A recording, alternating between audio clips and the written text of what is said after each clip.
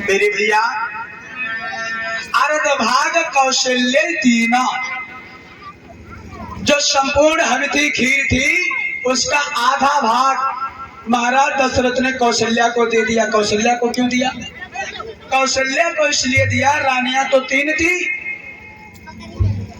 गोस्वामी तुलसीदास ने 3 रानियों का वर्णन किया है, कैकेयी, सुमित्रा, कौशल्या।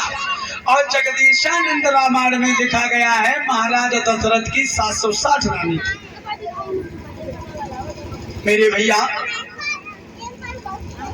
तो जरा आप विचार करें, आधा भाग इसलिए दिया क्योंकि महाराज दशरथ कौशल्या को सबसे दोनों रानियों की अपेक्षा ज्यादा प्रेम करते थे, ज्यादा चाहते थे। और जिस बाप के 4 लड़के हों, बाप जिसको ज्यादा प्रेम करेगा तो उसको हर चीज ज्यादा ही देता है। कायदा तो ये बढ़ता है समासम दो, बराबर दो। तो उसी अनुसार महाराज दशरथ ने आधा भाग कौशल्या को दे दिया और बचा आधा। आधा में से आधा कर लिया, कितना हो गया? चौथियाई। चौथियाई भाग बना करके चौथियाई दे दिया कैकेयी को और चौथियाई दे दिया सुमित्रा। कैकेयी कहे नपुसोदयऊ रहो मुकुबय भाग पुनि भयऊ।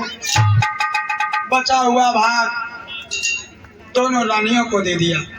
कौशल्या कैकेयी हाथ धरी दीन सुमित्र मन प्रसन्न कर। कौशल्या और कैकेयी ने, राजा ने तो दे दिया, लेकिन कैकेयी और कौशल्या ने थोड़ा थोड़ा अपने में से हिस्सा सुमित्रा को दे दिया। पहुंच गया ज्यादा। अब वो हवि प्रसाद खाने के बाद में जब धीरे धीरे समय व्यतीत होता चला गया मेरे भैया, तो कुछ दिन बाद रानियों के गर्भ दिखाई देने लगे। दिन से हरि कर भैया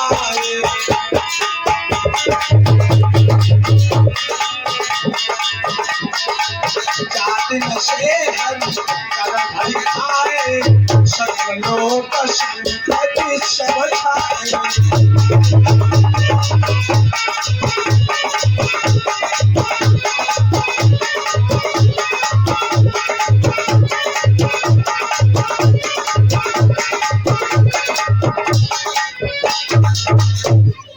जिस दिन से रानियां गर्भवती हुई महाराज दशरथ बड़े प्रसन्न हुए। कैकेयी, सुमित्रा, कौशल्या, तीनों रानियां बड़ी प्रसन्न हो जाती हैं। बता चुका हूं ना, नारी का जीवन सार्थक जब ही होता है जब वो मां होती है। बड़ी वर्षों से अभिलाषा थी रानियों की कि मैं मां नहीं बन पा रही हूं, मेरा जीवन निस्तार है। जब तीनों रानियों के गर्भ ठहर गया, आज रानियां बड़ी प्रसन्न हैं, बड़ी उमंग के साथ में, आनंद विभोर के साथ में अयोध्या में रह रही है।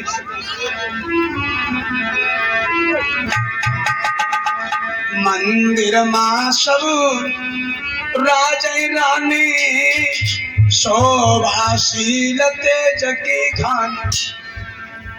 मंदिर, अब जरा ध्यान दें, मंदिर शब्द क्यों आया है?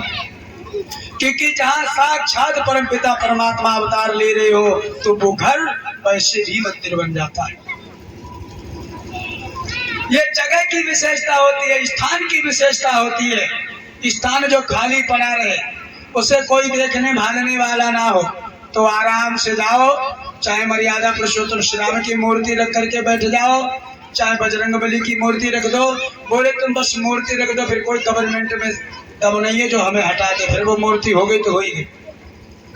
इसलिए जगह की विशेषता होती है। मंदिर शब्द इसलिए लिखा गया है अयोध्या में क्योंकि वहां प्रभु का निवास है। इसीलिए मंदिर महासवराज रानी शोभाशील तेज की खान। धीरे धीरे समय व्यतीत होता चला गया। जोग लगन गृह बारित समय भय अनुकूल चरु अरु अचर हरस जुत नाम जन्म। अब देखिए राम का जन्म कैसे हो रहा है। कौन सा समय है जब मर्यादा पुरुषोत्तम श्री राम ने जन्म लिया? नवमी तिथि मद मास पुनीता,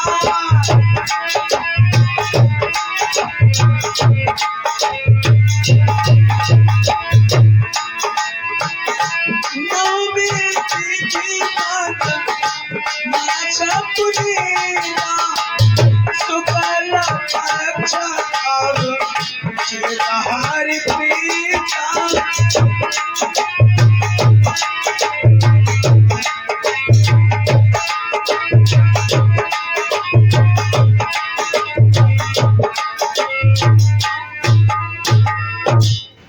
नवमी तिथि मद मास पुनीता, शुक्ल पक्ष अवचित हरि प्रीता। नवमी तिथि है, दिन बुधवार है जब मर्यादा पुरुषोत्तम श्री राम ने जन्म लिया।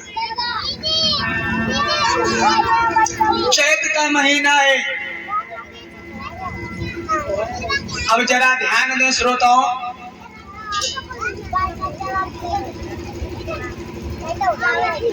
कि 9 के ही दिन क्यों जन्म लिया प्रभु राम ने? 10वीं को भी ले सकते थे, अष्टमी को भी ले सकते थे।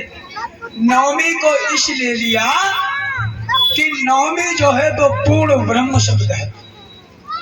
9 का आप पहाड़ा पढ़े, 9 एकन 9, 9 दूनी 18, 8वें 9, 9 तिया 27, 7 2 9, 9 चौक 36, 6 3 9, यानी 9 का पूरा पहाड़ पढ़े तो हर शब्द में 9 ही आएगा।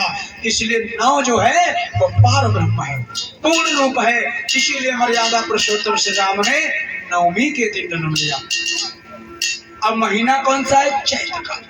होली के बाद जो चैत आता है ना, चैत का महीना है, नवमी का दिन है, तिथि नवमी है, बुधवार का दिन है, बड़ा सुंदर समय है।